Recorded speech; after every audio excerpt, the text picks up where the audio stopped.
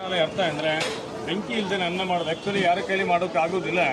ಅಪ್ಪಣ್ಣಾತರ ಮಾಡಿಸಿ ತೋರಿಸಿದ್ರು. ಅಪ್ಪಣ್ಣಾತರ ಅಂದರೆ ರಾಘವೇಂದ್ರ ಸ್ವಾಮಿ ಅವರ ಪರಮ ಶಿಷ್ಯರ ಪೂಜ್ಯ ರಾಘವೇಂದ್ರ ಮಂತ್ರ ಬರುತ್ತಲ್ವಾ, ಆ ಮಂತ್ರ ಬರೆದ ಮಹಾನುಭಾವರೇ ಅಪ್ಪಣ್ಣಾಚಾರ್ಯ. ಬೆಂಕಿ ಇಲ್ದೇನೆ ಅನ್ನ ಹೇಗಂದರೆ ಅಪ್ಪಣ್ಣಾತರ ಕಾಲದಲ್ಲಿ ಗುರುಕುಲ ಇತ್ತು. ಗುರುಕುಲ ನಿಮ್ಗೆ ಗೊತ್ತಲ್ಲ, ಆ ಗುರುಕುಲದಲ್ಲಿ ಮಕ್ಕಳು ಪಾಠದ ನಂತರ ಈ ಊರ್ಲ ಕಡೆ ಹೋಗಿ ಭೌತಿ ಭಿಕ್ಷಾ ಅಂದರೆ ಭಿಕ್ಷಾ ತಗೊಂಡು ಬರ್ತಾ ಇದ್ರು.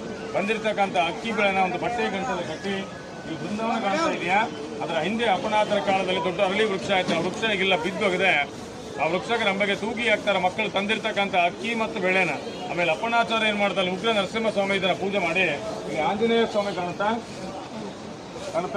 ಇದೇ ಆಂಜನೇಯ ಸ್ವಾಮಿ ಅಪ್ಪಣ್ಣಾತರ ಪೂಜೆ ಮಾಡಿ ಅಭಿಷೇಕ ಮಾಡ್ತಾ ಇದ್ದಾರೆ. ಅಭಿಷೇಕ ಮಾಡಿರ್ತಕ್ಕಂಥ ತೀರ್ಥ ಅಪ್ಪಣ್ಣಾತರಿಗೆ ಪ್ರೋಕ್ಷಣೆ ಮಾಡ್ತಾ ಇದ್ರು. ಅದೇನಾಗ್ತಾ ಇತ್ತು ಅಂದ್ರೆ ಪ್ರೋಕ್ಷಣೆ ಮಾಡಿದ ತಕ್ಷಣವೇ ಅಭಯಾಡ ಬಿಸಿ ಬಿಸಿಯಾಗಿ ಅನ್ನ ಆಗ್ತಾ ಇತ್ತು. ಆ ತಾಣುಕ್ಯ ಭಿಕ್ಷಾಲಯ ಅಂತ ರಾಘವೇಂದ್ರ ಸ್ವಾಮಿ ಅವರು ಇಲ್ಲಿ ಬಂದು 13 ವರ್ಷಗಳ ಕಾಲ ಇಲ್ಲೇ ಇದ್ರು ಅಪ್ಪಣ್ಣಾಚಾರ್ಯ ಜೊತೆಯಲ್ಲೇ. ಆ 13 ವರ್ಷ ಇದ್ದ ಕಾಲದಲ್ಲಿ ಈ ಬೃಂದಾವನ ಕಾಣ್ತಾ ಇದೆಯಾ, ಈ ಜಾಗದಲ್ಲಿ ಸಾಕ್ಷಾತ್ ರಾಯರ ಕೂತ್ಕೊಂಡ್ಬಿಟ್ಟು 13 ವರ್ಷಗಳ ಕಾಲ ಹೋಮ ಜಪ ತಪ ಮಾಡ್ತಕ್ಕಂಥ ಸ್ಥಳ. ಇದಕ್ಕೊಂದು ಮಾಮೂಲಿ ಜಾಗ ಅನ್ಕೋಬೇಡಿ, ತುಂಬಾ ಜಾಗೃತವಾದ ಸ್ಥಳ ಇದು.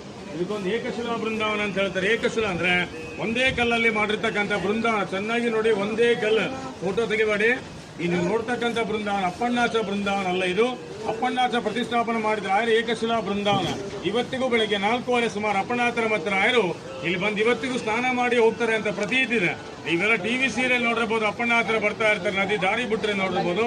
ಆ ಜಾಗ ಇದೇ ಜಾಗನೇ. ಇಲ್ಲಿಂದ ಅಪ್ಪಣ್ಣಾಚಾರ ಮಂತ್ರಾಲಯಕ್ಕೆ ಹೋದ್ಮೇಲೆ ಮಂತ್ರಾಲಯ ಬೃಂದಾವನ ಕಂಪ್ಲೀಟ್ ಆಗಿರುತ್ತೆ.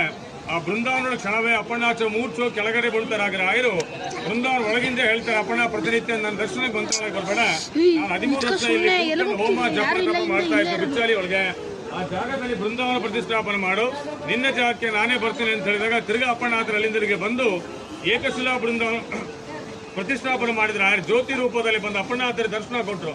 ರಾಯರಿಗೆ ಪ್ರತಿನಿತ್ಯ ಊಟ ಮಾಡೋ ಸಮಯದಲ್ಲಿ ಕಡ್ಲಿ ಬೇಳೆ ಚಟ್ನಿ ಮತ್ತು ಮಸ್ತಿ ಕಡೆ ಬಂದರೆ ತುಂಬಾ ಇಷ್ಟ. ಅಪ್ಪಣ್ಣಾತರ ಕೂತು ರುಬ್ಬುತ್ತಾ ಇದ್ರ ಯೂಸ್ ಒಳ್ಳೆ ಕಲ್ಲು ರುಬ್ಕೊಂಡು ಮೇಲಿದೆ, ಹೋಗ್ತಾ ನೋಡ್ಕೊಂಡು ಹೋಗ್ಬೋದು. ನಿಮಗೆ ಇನ್ನೂ ಸ್ಪೆಷಲ್ ಅಂದ್ರೆ ಈ ಅಪ್ಪಣ್ಣಾತರ ವಂಶಸ್ಥರು ಈಗೂ ಇದ್ದಾರೆ. ಅವರ ಅಷ್ಟೋತ್ತರ ಶತಸೇವಾ ಪ್ರತಿನಿತ್ಯ ಬಂದಂತ ಭಕ್ತರಿಗೆ ಅನ್ನದಾನ ಮಾಡ್ತಾರೆ. ಪ್ರತಿನಿತ್ಯ 1000 ರಿಂದ 2000 ಅನ್ನದಾನ ಆಗತ್ತಿಲ್ಲ. ಆಕ್ಚುಲಿ ಇದು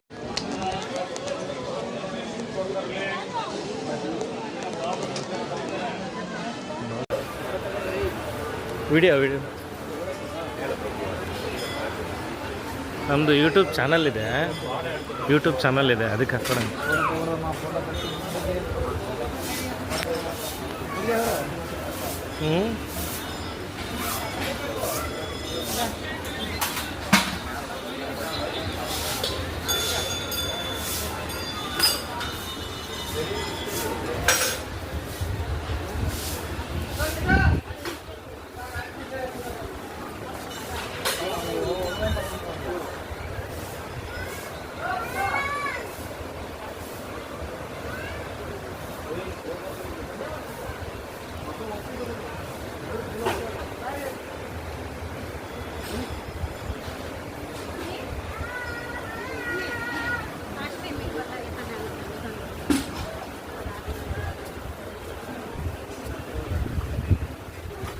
Hah?